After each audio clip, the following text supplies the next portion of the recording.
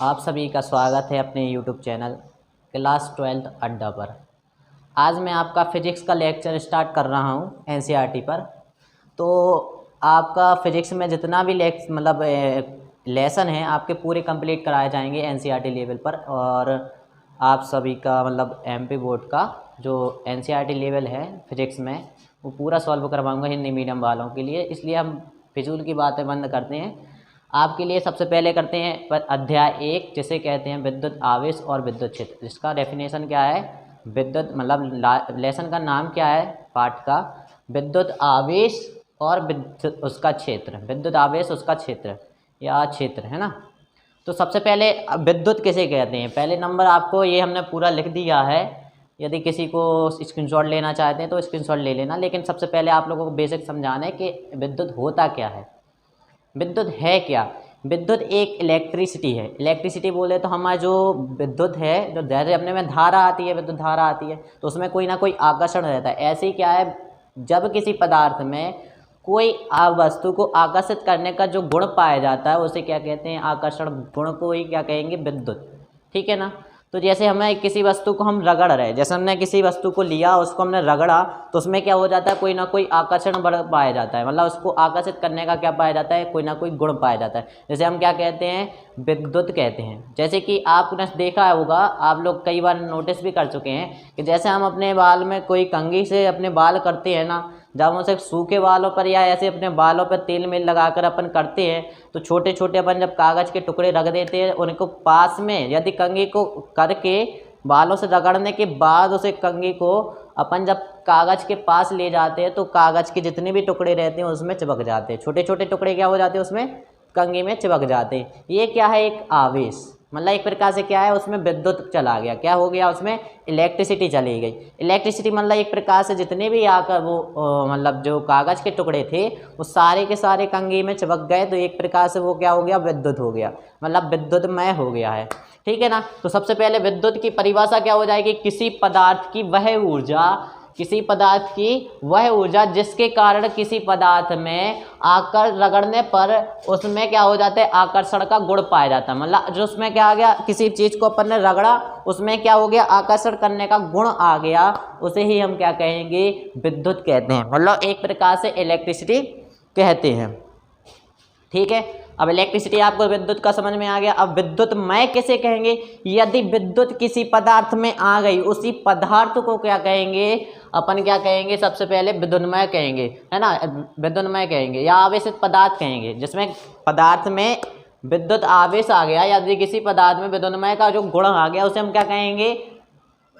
आवेशित पदार्थ कहेंगे। तो पहले नंबर देखेंगे विद्युन्मय। विद्युन्मय क्या है? जब कोई वस्तु या ऐसे हमारे पास हल्की वस्तु है, हल्की वस्तु को आकर्षित करने का, किसी बड़ी वस्तु को में हल्की वस्तुओं को आकर्षित करने का जो गुण आ जाता है, उस आकर्षण को ही क्या कहेंगे? विद्युन्मय कहेंगे। जैसे आपको हमने बताया कंघी, कंघी में क्या होता है? छोटे छोटे जो कागज़ के टुकड़े रहते हैं वो क्या हो गए? उसमें चिपक गए। तो कंघी में जो आकर्षण के कारण वो जो जितने भी जो कण हैं वो क्या है? जो छोटे छोटे टुकड़े हैं कागज़ के, वो सारे के सारे उसमें चिपक गए। तो जो छोटे छोटे टुकड़े ही क्या हो गए? हल्के पदार्थ, है ना। हल्की वस्तुओं को आकर्षित करने का गुण जो उत्पन्न हो जाता है उसे ही हम क्या कहेंगे? विद्युन्मय, है ना। तो एक प्रकार से विद्युन्मय बोलने या इलेक्ट्रीफाइड भी बोलते हैं। इसे क्या बोलते हैं इंग्लिश में? इलेक्ट्रीफाइड। ठीक है। तो जो पदार्थ में जो हल्की वस्तुओं को आकर्षित करने का जो गुण आ गया है उसे ही हम क्या कहेंगे? विद्युन्मय कहते हैं। अब उसके बाद आता है विद्युत आवेश। उनमें जो आवेशित पदार्थ हो गए, जैसे हमने में आ गया किसी पदार्थ, किसी विद्युन्मय पदार्थ को ही जो विद्युन्मय जिसमें विद्युन्मय गुण आ गया है उस पदार्थ को ही हम क्या कहेंगे? आवेशित पदार्थ कहेंगे। अब आवेशित पदार्थ आवेश आ गया उसमें। अब विद्युत आवेश क्या है या आवेश किसे कहते हैं? अब आवेश अपन कैसे कहते हैं वो आपके सामने ये परिभाषा लिखी हुई है। यदि आप नोटिस करना चाहें तो एक बार स्क्रीनशॉट ले सकते हैं पूरे बोर्ड की, पूरा स्क्रीनशॉट ले लीजिए, फिर आपको आगे बताते हैं। ले लिया ना? चलो देखते हैं विद्युत आवेश किसे कहते हैं। विद्युत आवेश एक क्या है? भौतिक राशि। विद्युत आवेश क्या है? एक भौतिक राशि। ठीक है ना। तो विद्युत आवेश में क्या है जैसे विद्युत आवेश क्या है, एक भौतिक राशि है जिसे अर्जित कर लेने पर कोई पदार्थ क्या हो जाता है, विद्युन्मय हो जाता है, विद्युतीय गुण आ जाते हैं, उसमें क्या आ जाते हैं, विद्युतीय गुण या आकर्षण के गुण आ जाते हैं, उसे हम क्या कहते हैं, विद्युत आवेश कहते हैं। जैसे कि किसी पदार्थ में विद्युत आवेश क्या है, एक भौतिक राशि है जिसे अर्जित कर लेने पर, विद्युत आवेश को अर्जित कर लेने पर कोई पदार्थ विद्युन्मय या हो जाता है, मतलब उसमें विद्युतीय गुण उत्पन्न हो जाना ही क्या कहलाता है, यह विद्युतीय गुणों को प्रदर्शन, जो जिस पदार्थ में विद्युतीय गुण आ गए और विद्युतीय गुणों का प्रदर्शन करने लगा है, वही प्रदर्शन क्या कहलाता है, विद्युत आवेश कहलाता है। मतलब विद्युत धारा जैसा क्या करने लगा है, विद्युत का क्या करने लगा है, प्रदर्शन करने लगा है, मतलब विद्युतीय गुण आ गए हैं, तो हम उसे क्या कहेंगे, विद्युत आवेश कहते हैं। विद्युत आवेश को हमेशा याद रखना, Q से प्रदर्शित करते हैं। कैसे प्रदर्शित करते हैं, Q से, इस कैपिटल Q से कभी प्रदर्शित करते हैं, कभी स्मॉल q से प्रदर्शित करते हैं। इसका मात्रक क्या होता है, कूलम होता है। क्या होता है, कूलम। इसी कूलम पर आधारित हम कूलम का नियम पढ़ेंगे। कूलम पर आधारित, इस पे जो कूलम का नियम है, कूलम पर आधारित बहुत सारे अपन मतलब सवाल लगाएंगे इसी पर आधारित। तो सबसे पहले अपन देखते हैं इसका ऐसी पद्धति में मात्रक क्या होता है, कूलम होता है। कूलम को हम C से प्रदर्शित करते हैं। कैसे प्रदर्शित करते हैं, C से, है ना। तो कूलम का सिंबल ही क्या है, कॉलम को लिखते हैं COLUMN, मतलब कॉलम को जब लिखते हैं कूलम के लिए तो अपन क्या लिखते हैं, C से प्रदर्शित करेंगे, है ना। तो इसका विमेय सूत्र क्या हो जाएगा, M0L0TA, या अपन AT से भी प्रदर्शित कर सकते हैं, है ना, सिंगल AT से भी प्रदर्शित कर सकते हैं, है ना। तो याद रखो, विद्युत आवेश कितने प्रकार के होते हैं, 2 प्रकार के। विद्युत आवेश कितने प्रकार के होते हैं, 2 प्रकार के। एक तो अपना होता है धनावेश, एक क्या होता है अपना ऋणावेश। धनावेश क्या है, अब जैसे कोई कांच की छड़ है अपनी, क्या है, कोई कांच की छड़ को लीजिए, ठीक है, धनावेश को बता रहे हैं हम। धनावेश क्या होता है, यदि हम कांच की छड़ को लेंगे और रेशम के कपड़े पे उसके क्या करेंगे, उसको रगड़ेंगे। कांच की छड़ को अपन रेशम के कपड़े पर यदि रगड़ते हैं तो जो कांच की छड़ होती है उसमें क्या आ जाता है, जो मतलब धनावेश का गुण आ जाता है, उसे हम क्या कहेंगे, या आकर्षण का जो गुण आ जाएगा उसे ही हम क्या कहेंगे, धनावेश कहेंगे, है ना। तो कांच की छड़ को रेशम के कपड़े से रगड़ने पर कांच की छड़ पर उत्पन्न आवेश को ही क्या कहते हैं, धनावेश को कहते हैं। मतलब उसमें जो आवेश आ गया, कांच की छड़ को अपन रेशम के कपड़े पर रगड़ा, रेशम के कपड़े पर रगड़ने पर उसमें जो आवेश आ गया, उसी आवेश को क्या कहेंगे, धनावेश कहते हैं। क्या कहते हैं, धनावेश, ठीक है ना। अब हम देखते हैं ऋणावेश। देखो धनावेश को हमेशा याद रखना, प्लस Q से प्रदर्शित करेंगे। यहाँ से कूलम मतलब आवेश को Q से प्रदर्शित कर रहे थे, अब धनावेश आ गया तो उसमें प्लस चार्ज आ गया, मतलब प्लस चार्ज आ गया मतलब धन आवेश आ गया, है ना। चार्ज मतलब आवेश, या प्लस चार्ज बोल दीजिए या धनावेश बोल दीजिए हिंदी में। तो प्लस Q से प्रदर्शित करते हैं। अब आप देखते हैं अपन आगे देखते हैं ऋणावेश। ऋणावेश किसे कहते हैं, तो ऋणावेश किसे कहते हैं, ऋणावेश एबोनाइट की छड़ को, अब अपन क्या लेंगे, अभी कांच की छड़ ली थी, अब एबोनाइट की छड़ लेंगे। अब एबोनाइट की छड़ को ऊन के कपड़े ले लीजिए, ऊन का कपड़ा, या एक बिल्ली की खाल को, बिल्ली की खाल पर एबोनाइट की छड़ को रगड़ें, या ऊनी कपड़े पर एबोनाइट की छड़ को रगड़ते हैं तो उसमें जो आवेश उत्पन्न हो जाएगा, एबोनाइट की छड़ पर जो आवेश उत्पन्न हो जाएगा, उसी आवेश को क्या कहेंगे, ऋणावेश कहते हैं। क्या कहते हैं, ऋणावेश कहते हैं। ऋणावेश को अपन माइनस Q से प्रदर्शित करते हैं, ठीक है ना। तो जो माइनस आवेश आ गया तो उसे ही हम क्या कहेंगे, ऋणावेश। मतलब उसमें जो आवेश आ गया, एबोनाइट की छड़ पर जो आवेश आएगा उसे ऋणावेश, और जो कांच की छड़ पर जो आवेश आएगा उसे हम क्या कहेंगे, धनावेश कहते हैं। हमेशा याद रखना एक और चीज बेसिक, यदि हम एक धनावेश को पास में लाएंगे तो हमेशा वो चिपकेंगे नहीं, कभी भी क्या होंगे, वो अपनी ओर आकर्षित नहीं होंगे। उनमें कौन सा गुण पाया जाएगा, प्रतिकर्षण। जैसे एक धनावेश को पास में लाएंगे तो वो क्या हो जाएंगे, एक दूसरे से दूर भागेंगे, मतलब कभी भी वे एक दूसरे से चिपकेंगे नहीं, इतनी दूर पर क्या हो जाएंगे, प्रतिकर्षित होंगे, मतलब एक दूसरे से क्या हो जाएंगे, दूर भागेंगे। मतलब क्या कहें, सजातीय आवेशों में क्या होता है, प्रतिकर्षण। यदि एक ऋणावेश के लिए पास में लाएंगे ऋण वालों को तो उनमें क्या हो जाएगा, प्रतिकर्षण होगा। तो क्या है, जब सजातीय आवेश दोनों पास में आएंगे तो उनमें क्या हो जाता है, प्रतिकर्षण का गुण पाया जाता है। ठीक है ना। यदि आप एक धनावेश एक ऋणावेश को लाएंगे, धनावेश को लाएं और एक तरफ ऋणावेश को लाएं, या एक तरफ ऋणावेश को एक तरफ धनावेश को, दोनों को पास में लाएंगे तो क्या हो जाएगा, जैसे कि हम आपको ये बताएं, एक हमारा ये क्या मान लीजिए ब्लैक पेन हो गया हमारा धनावेश और ब्लू पेन क्या हो गया हमारा ऋणावेश। यदि धनावेश और ऋणावेश को पास में लाएंगे तो इनमें क्या हो जाएगा, एक दूसरे से चिपक जाएंगे। कैसे हो जाएंगे, एक दूसरे से चिपक गए तो इनमें क्या हो गया, आकर्षण का गुण आ गया। यदि कहने की बात हमारे पास ब्लू पेन और ब्लू पेन मार्कर है ना, सबसे पहले याद रखो, यदि हमारे पास ये ऋणावेश है, एक ऋणावेश है, ऋणावेश पास में आएंगे तो वो चिपकेंगे नहीं, उनमें क्या हो जाएगा, प्रतिकर्षण हो जाएगा। मतलब सजातीय आवेशों में क्या होता है, प्रतिकर्षण होता है। यदि अपने विजातीय आवेश एक धन है और एक ऋण है तो यदि वो पास में आएंगे तो वो जल्दी से चिपक जाएंगे। क्या होता है कि विजातीय आवेशों में आकर्षण होता है, सजातीय आवेशों में प्रतिकर्षण का गुण पाया जाता है। हमने ये हेडिंग नहीं लिख पाई है लेकिन आप लोगों को याद रखना है, सजातीय आवेशों में आकर्षण होता है, विजातीय आवेशों में क्या होता है, प्रतिकर्षण होता है। ठीक है ना।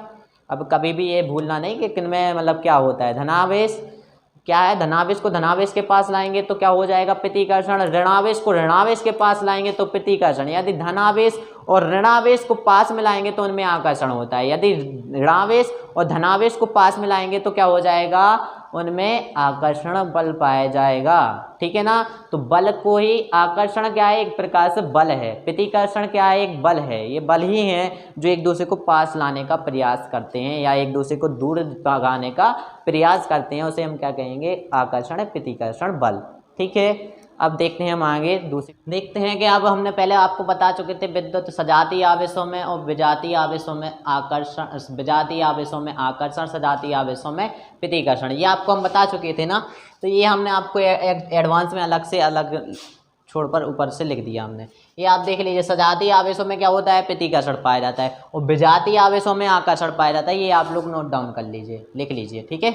अब देखते हैं हम मतलब आवेशों में क्या देखते हैं, विद्युत जैसे हमारा पदार्थ है, कोई भी पदार्थ है, पदार्थ में आवेश की गति के आधार पर, आवेश की गति के आधार पर हम क्या देखते हैं, इन्हें तीन भागों में बांट देते हैं। आवेश को ही क्या कर देते हैं, जो पदार्थ है आवेश की गति के आधार पर पदार्थ को तीन भागों में बांट देते हैं। मतलब आवेश किन किन पदार्थों में पाया जाता है, किन पदार्थों में आवेश नहीं पाया जाता है, यह बताने के लिए हम तीन भागों में पदार्थों को डिवाइड कर देते हैं, बांट देते हैं। पहला क्या है, चालक, दूसरा क्या है, अर्धचालक, तीसरा क्या है, मतलब विद्युतरोधी या उन्हें बोलते हैं अपन कुछ चालक भी बोलते हैं। ठीक है ना।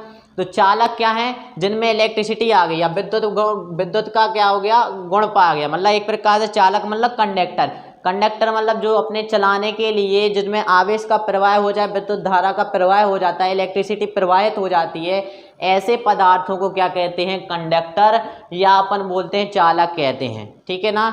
जिनमें विद्युत आवेश का क्या हो जाए, प्रवाह हो जाता है, उन्हें क्या कहते हैं, मतलब अपन क्या कहते हैं, चालक कहते हैं। क्या कहते हैं, चालक कहते हैं। चालक के उदाहरण जैसे अपन जानते हैं, सबसे ज़्यादा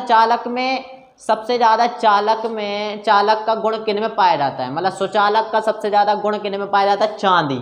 याद रखो, चांदी में सर्वाधिक विद्युत धारा का प्रवाह होता है। इलेक्ट्रिसिटी सबसे ज़्यादा किसमें प्रवाहित होगी, चांदी में। ठीक है ना। आगे उदाहरण देखते हैं, हमारे धातुएं हैं, जितनी भी धातुएं A to Z, सभी धातुओं में क्या होता है, मतलब विद्युत आवेश का प्रवाह करने का गुण पाया जाता है। मतलब सभी धातुएं कैसी हैं, चालक हैं। ठीक है ना। पृथ्वी में भी क्या पाया जाता है, धनावेश पाया जाता है, ऋणावेश पाया जाता है। यदि अपने जानते हैं कि धनावेश क्या हो जाता है, ऋणावेश पाया जाता है, जितना भी धनावेश को अपनी ओर आकर्षित कर लेता है। ठीक है ना। तो आगे हम पढ़ेंगे कि पूरा धनावेश कहाँ चला जाता है, जमीन में चला जाता है। मतलब जमीन के अंदर क्या पाया जाता है, एक प्रकार से ऋण आवेश क्या पाया जाता है, ऋण आवेश पाया जाता है, जिसके कारण वो धनावेश को अपनी ओर आकर्षित कर लेता है। मतलब पूरा धनावेश अपनी ओर खींच लेता है। जमीन के अंदर, धरती के अंदर ऋण आवेश पाया जाता है। ठीक है। माइनस चार्ज किस में पाया जाएगा, जमीन के अंदर। ठीक है। चलो देखते हैं आप क्या होएगा अपना अर्धचालक क्या कहलाते हैं, सेमीकंडक्टर क्या होते हैं, जिनकी चालकता, ऐसे पदार्थ जिनकी चालकता चालक तथा विद्युतरोधी के बीच में होती है। मतलब वो चालक भी होते हैं थोड़ी थोड़ी मात्रा में, कुछ कुछ मात्रा में अर्धचालक भी होते हैं। ऐसे पदार्थों को सेमीकंडक्टर या अर्धचालक कहते हैं। क्या कहते हैं? अर्धचालक। ठीक है, जिसमें थोड़ा थोड़ा क्या पाया जाता है? चालकीय गुण पाया जाता है। थोड़ा थोड़ा क्या पाया जाएगा? विद्युतरोधी गुण पाया जाएगा। मतलब ऐसे पदार्थ जिनकी चालकता चालक तथा विद्युतरोधी पदार्थों के या कुचालक पदार्थों के बीच में होती है, ऐसे पदार्थों को अर्धचालक या सेमीकंडक्टर कहते हैं। सेमीकंडक्टर में क्या होता है? ताप बढ़ाने पर, जैसे जैसे ताप बढ़ाएंगे तो चालकता बढ़ती जाएगी। यदि ताप को क्या कर देंगे? एकदम अपने जीरो लेवल पर या जिस ताप पर अभी है उसी ताप पर अर्धचालक को रखे रहे तो उसकी चालकता क्या हो जाएगी? कम होगी, या ये जितनी अभी है उतनी ही जो उसकी चालकता होगी। मतलब ताप घटाने पर उसकी अर्धचालकों की चालकता कम होती है, ताप बढ़ाने पर अर्धचालकों की चालकता बढ़ती जाती है। अर्धचालकों की चालकता बढ़ती जाती है ताप बढ़ाने पर। ठीक है, इसके दो उदाहरण हैं। ठीक है ना, अर्धचालक ऐसे तो बहुत सारे उदाहरण, लेकिन अपन पढ़ते क्या हैं? दो। लेकिन याद रखो अर्धचालक दो प्रकार के भी होते हैं, एक तो पी प्रकार के अर्धचालक, एक एन प्रकार के अर्धचालक। लेकिन हम उन्हें पढ़ेंगे 14 या 13-14 पाठ में है, उसमें पढ़ेंगे अपन अर्धचालकों को। ठीक है, अभी हम क्या पढ़ते हैं? अर्धचालक की सिर्फ डेफिनेशन देख लिए ना, और उसके उदाहरण देख लीजिए। अर्धचालक के उदाहरण क्या हैं? सिलिकॉन है और जर्मेनियम है। ये दोनों क्या है? अर्धचालक के उदाहरण हैं। ठीक है ना। अब पढ़ते हैं विद्युतरोधी। विद्युतरोधी होते क्या है? जैसे विद्युतरोधी बोल दीजिए, या इन्हें कुचालक बोल दीजिए, या इंसुलेटर भी बोलते हैं। क्या बोलते हैं? इंसुलेटर। मतलब इंसुलेटर क्या?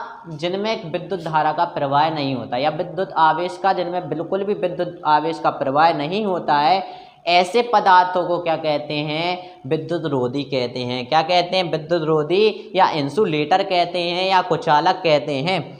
क्या लिखेंगे? जो पदार्थ अपने में से विद्युत आवेश का प्रवाह नहीं होने देते हैं उन्हें क्या कहते हैं? विद्युतरोधी कहते हैं। क्या कहते हैं? विद्युतरोधी कहते हैं।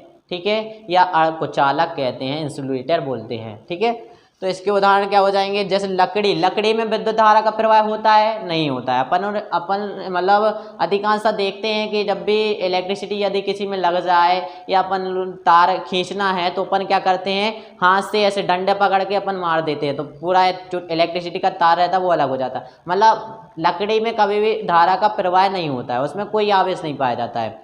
ठीक है ना। रबड़, आपने देखा है बिजली विभाग में जाते हैं या कहीं रोड लाइन खराब हो जाती है तो वो बिजली विभाग के जो कर्मचारी आते हैं वो रबड़ के इतने हाथ में ग्लव्स पहने रहते हैं, वो रबड़ के रहते हैं। पैरों में भी इलेक्ट्रिसिटी के लिए क्या रहते हैं? पैरों में रबड़ के जूते पहने रहते हैं। तो ग्लव्स में क्या होते हैं? इलेक्ट्रिसिटी, रबड़ में क्या होती है? कभी भी इलेक्ट्रिसिटी का प्रवाह नहीं होता है। मतलब अपने इलेक्ट्रिसिटी से बचने के लिए रबड़ का उपयोग किया जाता है, इसीलिए वो पकड़ के जितने चाहे जैसे चाहे तार हों इलेक्ट्रिसिटी वाले बड़े बड़े, सब में क्या कर देते हैं? वो उसी हाथ से पकड़ते जाते हैं, चाहे इलेक्ट्रिसिटी प्रवाहित हो रही हो तब भी वो क्या करते हैं? पकड़ लेते हैं, अपनी जान का जोखिम डाल के। देखिए, है ना। अब देखते हैं इसी में तीसरा उदाहरण है कांच में भी कभी प्रवाहित नहीं होगी विद्युत धारा। कभी देखा है कांच में प्रवाहित होती? कभी भी विद्युत धारा का प्रवाह कांच में भी नहीं होता। प्लास्टिक कभी भी प्रवाहित होता ही नहीं है। इलेक्ट्रिसिटी कभी भी प्लास्टिक भी पदार्थों में कभी भी, या पॉलीथीन में या प्लास्टिक में कभी भी प्रवाहित नहीं होगी। नायलॉन में भी कभी प्रवाहित नहीं होती इलेक्ट्रिसिटी। तो ये सब क्या है? कुचालक या विद्युतरोधी कहलाते हैं। क्या कहलाते हैं? विद्युतरोधी या कुचालक पदार्थ कहलाते हैं। अब आगे देखते हैं हम विद्युत प्रेरण बोले या इलेक्ट्रोस्टैटिक इंडक्शन कहते हैं। इलेक्ट्रोस्टैटिक इंडक्शन बोल दीजिए या विद्युत प्रेरण बोल दीजिए। विद्युत प्रेरण या इलेक्ट्रोस्टैटिक इंडक्शन। ठीक है ना। अब हम कहते हैं विद्युत प्रेरण किसे कहते हैं? मान लीजिए हमारे पास कोई पदार्थ है आवेशित। ठीक है ना। अब हमारे पास कोई पदार्थ लेंगे, हमारा विद्युत मतलब उसमें आवेश एक भी है ही नहीं है, वो विद्युतरोधी पदार्थ है। जैसे ही हम आवेशित पदार्थ को विद्युतरोधी पदार्थ के पास में ले जाएंगे तो पास वाला जो सिरा रहेगा, जो आवेशित पदार्थ के पास वाला सिरा रहेगा, तो मान लो ये सिरा हमारा क्या हो जाएगा? आवेशित हो जाएगा। कैसा हो जाएगा? धनावेश युक्त हो जाएगा। और ये साइड वाला जो आवेश रहेगा वो क्या हो जाता है? ऋणावेश। या एक प्रकार से कहीं ये ऋणावेश युक्त हो जाएगा तो ये धनावेश। मतलब एक तरफ क्या आ जाता है? कोई ना कोई आवेश आ जाएगा, दूसरी तरफ भी क्या हो जाता है? दूसरा आवेश चला जाता है। तो यह क्रिया क्या कहलाती है? विद्युत प्रेरण कहलाती है। क्या कहलाती है? विद्युत प्रेरण। आइए हम परिभाषा देखते हैं। जब किसी आवेशित पर क्षण पर, मतलब कोई आवेशित कोई क्षण है, उसको विद्युत रोधी स्टैंड पर रखे हुए, विद्युत रोधी स्टैंड पर रखे हुए अनावेशित, कैसे? अनावेशित चालक पर, क्या है? अनावेशित चालक के पास लाया जाता है, तो आवेशित चालक के पास वाले सिरे पर विजातीय आवेश हो जाता है। पास वाले जो सिरा है उस पर विजातीय आवेश आ जाता है, और दूरवर्ती सिरे पर क्या हो जाता है? सजातीय आवेश आ जाता है। इस क्रिया को हम क्या कहते हैं? विद्युत प्रेरण कहते हैं। मतलब हमारे पास, मान लीजिए हमारे पास ये दो हमारे पास पेन है, ठीक है, ये मान लीजिए दो मार्कर है, यहाँ पर ये मान लीजिए यहाँ पर जो ढक्कन लगा है, ये मान लीजिए हम प्लस वाला है, यहाँ पर कुछ माइनस वाला है। यदि हम ये वाला हम आवेशित है, ये यदि हम यहाँ पर प्लस वाला है, प्लस वाले को इधर लाएंगे तो इसमें क्या आ जाएगा? इसमें कोई आवेश नहीं है, अभी एक भी आवेश नहीं है, इसमें आवेश है। इसमें आवेशित पदार्थ है, ये अनावेशित पदार्थ है। आवेशित, इसमें कोई इलेक्ट्रिसिटी या कोई भी आवेश नहीं है। जैसे ही हम इस प्लस वाले चार्ज को इस वाले के पास में लाते हैं, अनावेशित चालक के सिरे के पास वाले सिरे पर लाते हैं, तो यदि ये प्लस का है तो ये क्या हो जाएगा? माइनस का। यदि इतना भाग हमारा ये माइनस में हो गया तो ये वाला जो भाग बचेगा वो क्या हो जाएगा? प्लस वाला हो जाएगा। ये ऋणावेश हो जाएगा तो ये धनावेश हो जाएगा, ठीक है ना। तो ये क्या कहलाती है? विद्युत प्रेरण प्रक्रिया कहलाती है। क्या कहलाएगी? विद्युत प्रेरण कहलाएगी। अब आइए हम देखते हैं, ये कुछ एग्जाम मतलब आपको चित्र के द्वारा समझा देते हैं, ठीक है। तो देखिए, ये धनावेश युक्त क्या है? एक क्षण है। धनावेशित क्या है? एक क्षण है, तो जिस पर धनावेश पाया जाता है। ये क्या है? एक क्षण है जिस पर धनावेश पाया गया। यदि ये अनावेशित क्षण थी, पहले क्या थी? इस पर कोई भी इलेक्ट्रिक चार्ज नहीं था, इलेक्ट्रिक चार्ज नहीं था। यदि हम ए को प्लस आवेश है तो इसको पास वाला सिरा क्या हो गया? माइनस में हो गया। दूरवर्ती सिरा पर क्या हो गया? प्लस आवेश हो गया। यदि हमने दूरवर्ती प्लस जो शेष सिरे को हमने क्या कर दिया? धरती से संपर्क कर दिया, मतलब जमीन से या पृथ्वी से इसका संपर्क कर दिया, तो जितना भी चार्ज था वो सारा का सारा क्या में चला गया? जमीन या धरती में चला गया। तो ये क्या कहलाएगी? इस पे क्या बचेगा? सिर्फ माइनस आवेश बचेगा। प्लस वाला आया, यहाँ पर बी पर क्या हो गया? माइनस। यहाँ का जो प्लस आवेश था वो सारा का सारा धरती में चला गया, पृथ्वी में चला गया। अब सिर्फ क्या बचेगा? इस पर माइनस आवेश। तो तीसरी स्थिति में क्या हो जाएगा? पूरा का पूरा जो बीसी वाली छड़ थी, जो दूसरी छड़ थी अनावेशित युक्त, उस पर पूरे के पूरे पर क्या हो गया? माइनस आवेश चला गया। पूरी के पूरा क्या हो गया? ऋणावेश युक्त हो गई छड़, ठीक है ना। तो ये क्या है? विद्युत प्रेरण। ये इसकी प्रेरण की प्रक्रिया। प्लस आवेश के कारण माइनस आवेश आया, मतलब प्रेरण आवेश के कारण ये मतलब धनावेश के कारण माइनस आवेश आया, ये क्या हो गया? प्रेरण। एक चीज के द्वारा दूसरी चीज पर इलेक्ट्रिसिटी चली जाए, अपने आप आवेशित युक्त हो जाए, तो वो क्या कहलाएगी? प्रेरण, है ना। तो ये सब क्या है? प्रेरण की प्रक्रिया, या आपको कहेंगे विद्युत प्रेरण, इलेक्ट्रोस्टैटिक इंडक्शन कहते हैं, इलेक्ट्रोस्टैटिक इंडक्शन, ठीक है ना। तो ये हमारा क्या हो गया? विद्युत प्रेरण। अब आप लोग स्क्रीनशॉट लेना चाहें तो स्क्रीनशॉट ले लीजिए। ओके, ले लिया है। चलिए देखते हैं, आगे देखते हैं हम। आइए अब हम देखते हैं आवेश का संरक्षण का नियम और आवेश के क्वांटमीकरण का नियम, ठीक है। तो आवेश का संरक्षण नियम कैसे कहते हैं? जैसे कि आप जानते हैं कंजर्वेशन ऑफ चार्ज।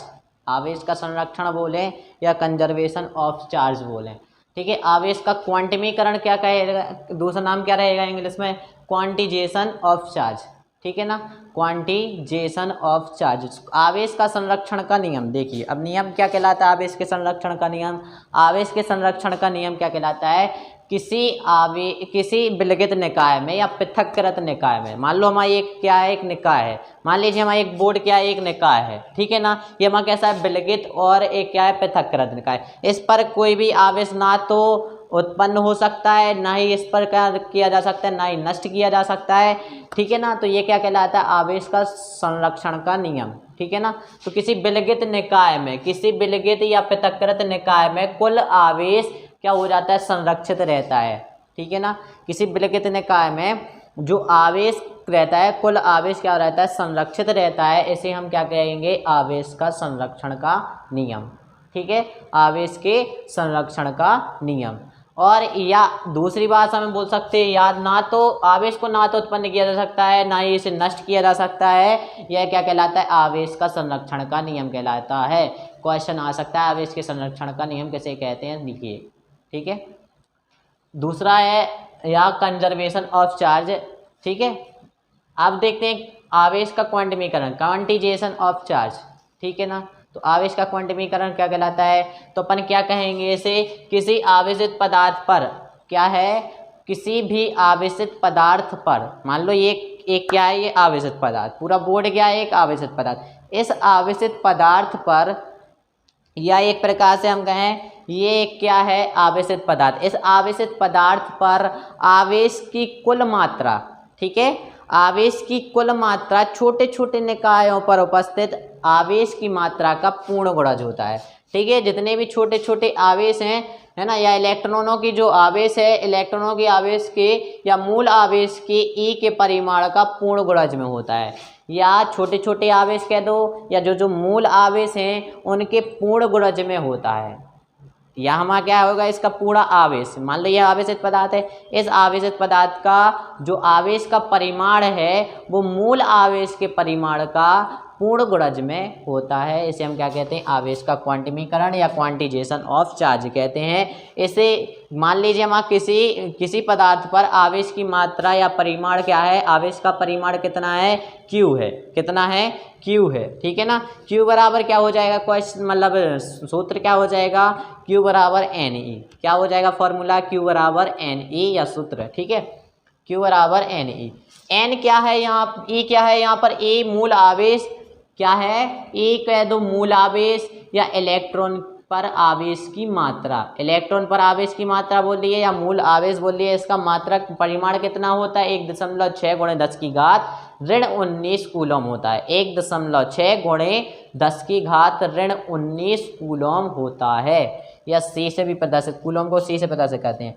जहाँ n कोई धनावेश, धनात्मक या ऋणात्मक पूर्णांक है, धनात्मक ऋणात्मक पूर्णांक है, यदि n बराबर +-1 हो सकता है, +-2 हो सकता है, +-3 हो सकता है, +-4 हो सकता है, लेकिन कभी भी पॉइंट में मान नहीं आएगा। 0.1, 0.2, 0.3 कभी भी नहीं लिख सकते, सिर्फ पूर्णांक में रहेगा 1, 2, 3, 4, और +- आ सकता है। ठीक है ना, वो धनात्मक भी हो सकता है, धनात्मक भी हो सकता है, इसीलिए ऋणात्मक है, इसलिए धनात्मक है, +- आ रहा, कोई भी लिख सकते हैं आप। धनात्मक है यदि ले रहे हैं आवेश तो +4 लगाओगे, ऋणात्मक ले रहे तो ऋणावेश लगाओगे। ठीक है ना, तो +-1 +-2, तो परिमाण क्या हो जाएगा, Q बराबर +-E। ठीक है, n की जगह पर +-1 रखो तो +-E आ जाएगा, यदि +-2 n की जगह पर रख रहे हैं तो +-2E आ जाएगा, +-3E आ जाएगा, +-4E आ जाएगा। ऐसे ऐसे बढ़ते बढ़ते बहुत आगे तक पहुंच जाएंगे। ये क्या कहलाता है, आवेश का क्वांटमीकरण कहलाता है। क्या कहलाता है, आवेश का क्वांटमीकरण कहलाता है। आगे देखते हैं हम कूलॉम का नियम। अब देखते हैं हम कूलॉम का नियम। ठीक है, तो कूलॉम का नियम क्या कहलाता है, या कूलॉम का नियम किसे कहते हैं, या कूलॉम्स लॉ क्या होता है। तो कूलॉम्स लॉ के लिए अपन देखते हैं इसकी डेफिनेशन, नियम। मान लीजिए आप एक आवेश है, ये दूसरा आवेश है, ठीक है ना, ये मान लीजिए ए बिंदु है, ये हमारा दूसरा बिंदु क्या है, बी बिंदु है। इन दोनों बिंदुओं के बीच की दूरी क्या हो जाएगी, इन दोनों के बीच की दूरी क्या हो जाएगी, आर है। मान लीजिए हमारी कितनी है, आर ले सकते हैं, ए ले सकते हैं, डी ले सकते हैं, एक्स भी ले सकते हैं, आपका मन जो लेना, हमने आर ले लिया। ठीक है ना, तो यहाँ पर मान लीजिए हम आप क्या रखा है, +Q आवेश रखा है। क्या रखा है, +Q आवेश। यहाँ पे रख लीजिए माइनस आवेश, क्या हो जाएगा, विपरीत आवेश आएगा ना, तो माइनस आवेश आ जाएगा। यहाँ पर मान लीजिए +Q आवेश रखा है ए बिंदु पर, बी पर क्या रखा है, -Q आवेश रखा है। तो यह क्या है कि बीच में क्या लगेगा, एक फोर्स लगेगा। यदि -Q आवेश इधर लगा रहा है तो एक क्या लगेगा, -F है ना, लगेगा, क्या लगेगा, -F लगेगा। यदि +Q आवेश लगा रहा है तो +F बल लगेगा। ठीक है ना, -F बल लगेगा -Q आवेश के द्वारा। यदि +Q आवेश के द्वारा जो -Q आवेश पर बल लगेगा वो -F लगेगा। ठीक है, तो इनमें क्या होता है, आकर्षण या प्रतिकर्षण बल लगता है। तो ये कैसे, एक दो बिंदु स्थिर हैंगे, स्थिर बिंदु आवेश है ना, +Q -Q क्या है, स्थिर बिंदु आवेश। दो स्थिर बिंदु आवेशों के बीच, है ना, नियम क्या हो जाएगा, कूलॉम का नियम क्या हो जाएगा, कूलॉम का नियम। तो दो बिंदु आवेशों के बीच क्या लिखेंगे, किन्हीं दो स्थिर बिंदु आवेशों के बीच लगने वाला आकर्षण या प्रतिकर्षण बल। आकर्षण बल भी लग सकता है या प्रतिकर्षण बल भी लग सकता है। आप प्लस प्लस आवेश भी ले सकते हैं, प्रतिकर्षण बल। ठीक है, लगने वाला प्रतिकर्षण बल दोनों आवेशों के परिमाण के गुणनफल के बराबर। दोनों आवेशों के बल क्या हो जाएगा, F। ठीक है, दोनों आवेशों के परिमाण के गुणनफल के बराबर। परिमाण के गुणनफल,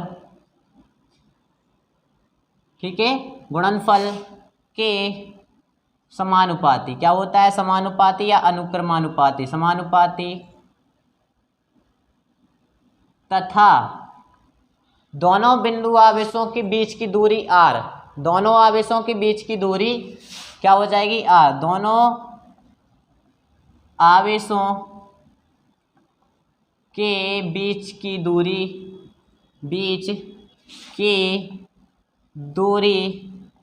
के वर्ग के व्युत्क्रमानुपाती होती है।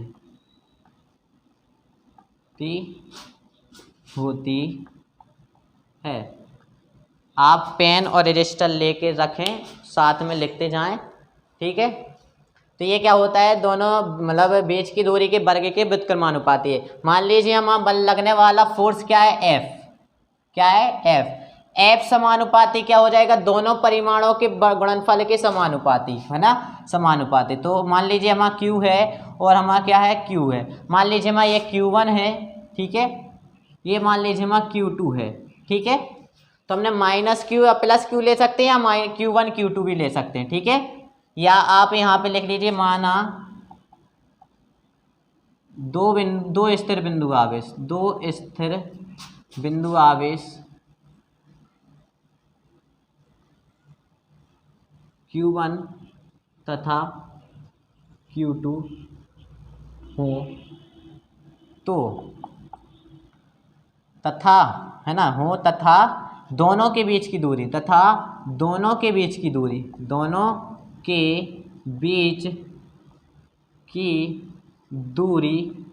r हो तो लगने वाला बल, है ना, तो लगने वाला बल F बराबर Q1 Q2 हो जाएगा। एक समीकरण हो जाएगा, एक क्या हो जाएगा, F समानुपाती 1/r² हो जाएगा। ये हमारा समीकरण 2 हो जाएगा। अब दोनों समीकरण को एक साथ ले लो, समीकरण 1 व 2 से, है ना, दोनों को साथ में ले लो। ठीक है, तो F समानुपाती क्या हो जाएगा, Q1 Q2 ऊपर आ जाएगा और अपॉन में क्या आ जाएगा, बटे में, है ना, r²। यदि Q1 Q2 का 1/r² में मल्टीप्लाई होगा तो r² नीचे आ जाएगा। अब यदि यहाँ देखिए समानुपाती का चिन्ह हटेगा, तो समानुपाती का चिन्ह हटा तो बराबर के क्या आ जाएगा, एक समानुपातिक नियतांक आ जाएगा, स्थिरांक बोलते हैं। Q1 Q2 बटे r²। के क्या है, यहाँ पे समानुपातिक स्थान, के का मान हो सकता है 1/4πε0। ठीक है, या इसका मात्रक क्या हो जाता है, 9 × 10⁻⁹ न्यूटन मीटर स्क्वायर बटे क्या हो जाएगा, कूलम स्क्वायर। क्या हो जाएगा, कूलम स्क्वायर। ठीक है, ये मात्रक होता है के का। तो के की जगह पर हम 1/4πε0 रख सकते हैं ना, तो क्या हो जाएगा, F बराबर 1/4πε0 but into Q1 Q2 upon r²। ये हमारा क्या निकल आएगा, यही हमारा क्या है, ये कूलम के नियम का बल है। यही क्या है, कूलम के नियम का अभिष्ट व्यंजक है। ठीक है, इसका मात्रक क्या होता है, न्यूटन। क्या होता है, बल का मात्रक तो आपको पता ही है सभी को कि न्यूटन होता है। यही कूलम के नियम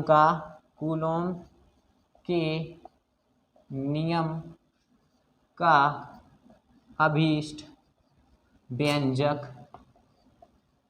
है।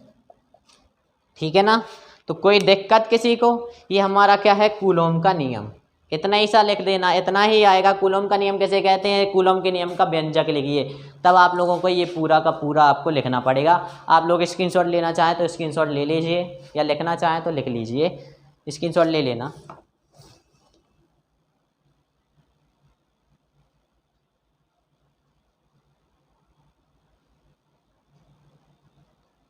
ले लिया है? ओके। आई होप गाइस आप लोगों का जितना भी मैंने आज पढ़ाया है फिज़िक्स में अध्याय 1 में, तो जितना भी आप लोगों को समझा पढ़ाया हो तो आप लोगों को मतलब आई होप समझ में आया होगा। मैं आप लोगों से चाहता हूं कि आप जितने से ज़्यादा अपने दोस्तों को शेयर करें, आप लोग भी पढ़ें और साथ में अपने दोस्तों को भी पढ़ाएं। साथ में क्या हो सके कि फ्री हमें तो मिल रहा है, हमें तो कुछ मिल नहीं रहा है, लेकिन आप लोगों को कुछ मिल जाए, यही भावना से मैं आप लोगों को कुछ पढ़ा रहा हूँ। इसलिए मैं आप लोगों से कह रहा हूँ कि आप ज़्यादा से ज़्यादा ऐसे वीडियो को शेयर करें और ज़्यादा से ज़्यादा आप लोग अपने दोस्तों में शेयर करते जाएं, जिससे कि आप लोग भी पढ़ते मतलब आप लोगों के दोस्त भी साथ में पढ़ते जाएं। ठीक है। और मेरे चैनल को सब्सक्राइब करना भूलें ना, जिसने अभी तक किया नहीं है सब्सक्राइब वो प्लीज़ सब्सक्राइब कर लें, और साथ में आगे मतलब लाइक भी करते जाएं। ठीक है। Okay, good bye, thank you.